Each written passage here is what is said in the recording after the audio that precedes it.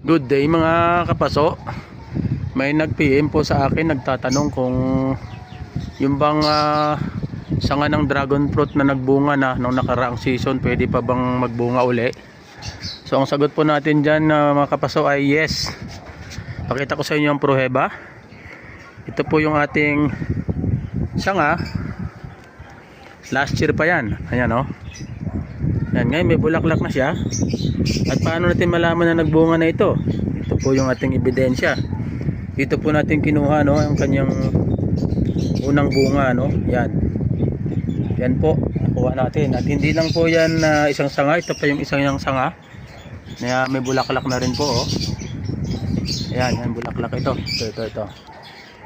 Yan, ito rin, meron din dito. Ayan.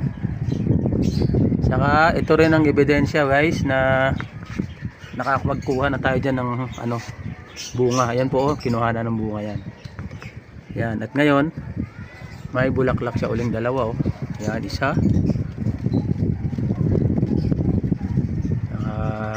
Yan, dalawa. At ito wala pa tong bunga So pero expected ko magbubunga ngayong taon to. Ayan may dalawa na siyang bulaklak. Yan po. So maliwanag na pwede pong magbunga yung mga luma ng mga sanga. Alright, so mga kapaso, thanks for watching. Bye bye.